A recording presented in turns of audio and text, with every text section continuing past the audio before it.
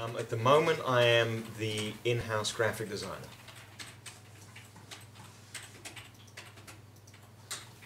Most probably, I'd say comic books or graphic novels, because I used to read loads of those when I was younger, and I really liked the typography, and I liked the graphic approach. I didn't know it was graphic design then, obviously. I thought it was, well, I didn't quite know what it was, but I think the kind of vibrancy of the imagery and the use of typography, I used to trace a lot of that stuff myself.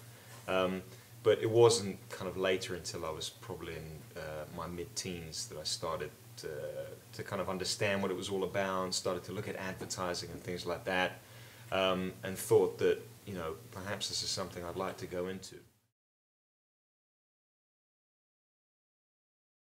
I think there's a real discipline of teaching that I'm not 100% sure I've kind of managed to, you know, fully grasp yet. But I think it's the whole idea with teaching. You can't teach your own style in a way. You have to be a lot more open to the way that people are learning. So, you know, there's been this whole development over the last probably 5 years, which has been a shift from a teaching method more to a learning method. So it's really trying to understand the way that people learn to be an effective teacher, which I think is a different way of thinking than the way that I think when I'm just doing my own work or I'm doing graphic design for a company, which in a sense you still have to take on board, you know, the client and what their demands are.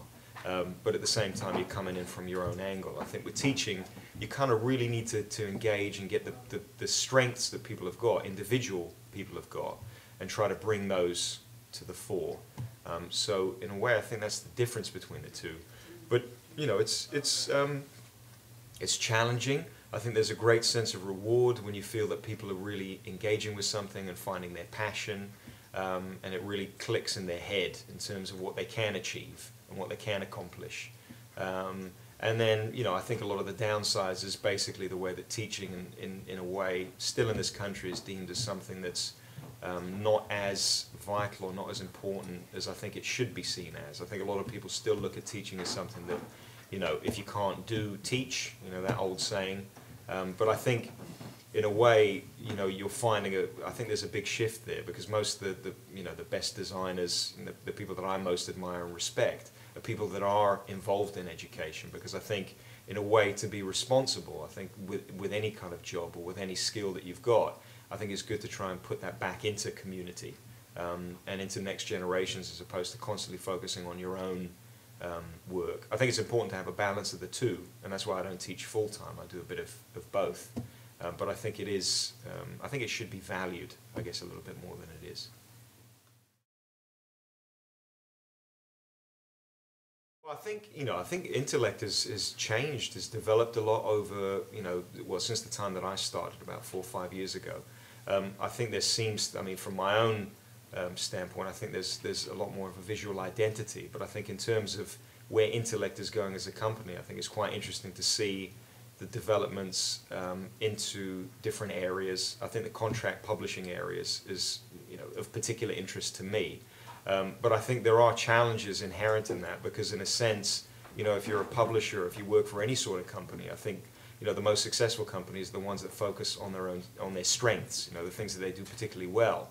And I think where Intellect now is starting to deviate to a certain degree into different areas, I think it's interesting to see what's going to happen in those areas, and to see if we can, you know, make some of those areas successful. So I think, you know, my vision for Intellect is I think visually, I think it's going, I would think, from strength to strength. But I think in terms of where the company is headed, you know, I would like to see possibly in, you know, maybe 3 to 5 years' time, just as much of an active role in things like contract publishing and books that don't necessarily fall into the exact same academic remit as we're producing now, maybe more into one-offs, you know, publications that are focused around, you know, art, design, photography, but aren't necessarily all about the text and aren't necessarily all about an academic approach. They're more open to, you know, a wider audience. So I think that's what I would like to see, or like to see how, you know, Intellect develops.